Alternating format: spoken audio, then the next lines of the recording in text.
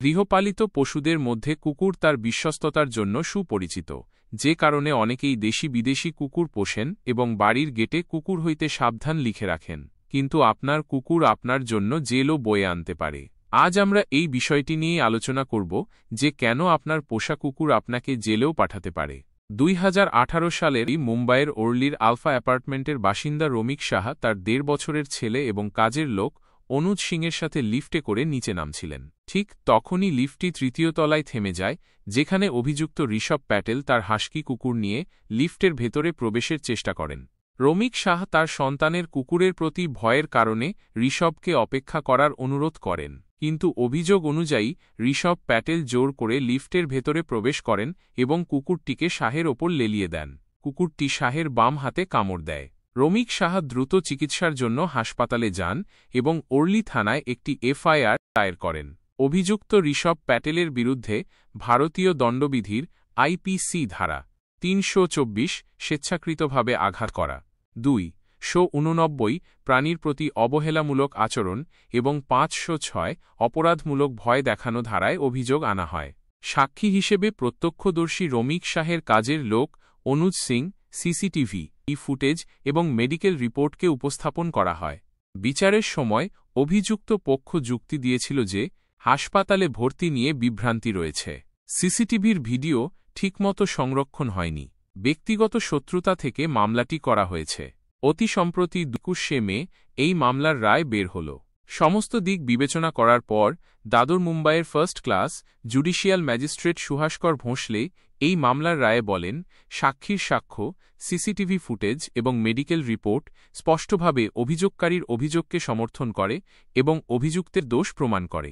সামগ্রিকভাবে রেকর্ডে থাকা তথ্যের ভিত্তিতে আদালত প্যাটেলকে ভারতীয় দণ্ডবিধির 324 এবং 289 ধারার অধীনে দোষী সাব্যস্ত করছে। প্রসিকিউশন আইপিসির 324 ধারার সমস্ত গুরুত্বপূর্ণ উপাদান সফলভাবে প্রমাণ করেছে। অভিযুক্ত ব্যক্তি তার পোষা কুকুরকে সামলাতে ব্যর্থ হয়েছে। তিনি তার সামনে উপস্থিত অভিযোগকারী রমিক শাহ, তার পুত্র ও কাজের লোককে তার পোষা প্রাণীর গুরুতর আঘাতের সম্ভাব্য ঝুঁকি থেকে রক্ষা করার জন্য প্রয়োজনীয় নির্দেশ দিতে পারেননি।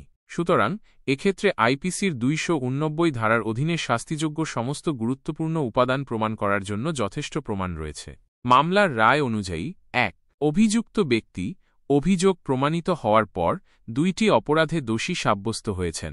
ধারা 324 স্বেচ্ছায় আঘাত করা, এজন্য 4 মাস সশ্রম কারাদণ্ড ও 3000 রুপি টাকা জরিমানা।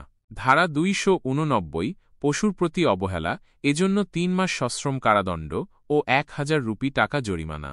এই মামলা পুলিশ রিপোর্ট ছাড়া শুরু হয়েছে ব্যক্তিগত অভিযোগে, তাই ফৌজদারি কার্যবিধির সিআরপিসি ধারা 248(2) প্রযোজ্য। 2.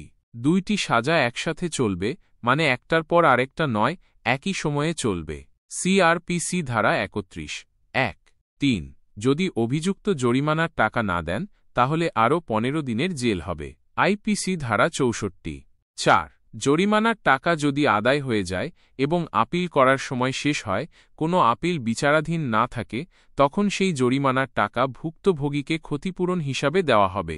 সিআরপিসি ধারা 357 5. অভিযুক্ত যদি আগে থেকে কিছুদিন জেলে থাকেন, ধরা পড়ার পর বিচার শেষ হওয়া পর্যন্ত, তাহলে সেই দিনগুলো চূড়ান্ত সাজা থেকে বাদ যাবে। আইপিসি ধারা 428 6. অপর একটি অভিযোগ, ধারা 506 ভয় দেখানো, প্রমাণ না মেলায় অভিযুক্তকে খালাস দেওয়া হয়েছে। সিআরপিসি ধারা 248 1. 7. রায়ের কপি বিনামূল্যে অভিযুক্তকে দেওয়া হবে। 8. যদি কোনো আবেদন বা পিটিশন মুলতুবি থাকে, তাহলে সেটিকে দাখিলকৃত সাবমিটেড হিসেবে ধরা হবে। 9. অভিযুক্তকে জানানো হয়েছে তিনি এই রায়ের বিরুদ্ধে আপিল করার অধিকার রাখেন। যদি আপনি কুকুর পোষেন, তাকে অবশ্যই নিজের নিয়ন্ত্রণে রাখতে হবে, অন্যদের নিরাপত্তা নিশ্চিত করতে হবে। কুকুর কারো ক্ষতি করলে আপনাকেই দায় নিতে হবে। বাড়ির গেটে বা ফ্ল্যাটের দরজায় কুকুর হইতে সাবধান লিখে দিলেই দায়িত্ব শেষ হয় না, আপনাকেও সতর্ক হতে হবে।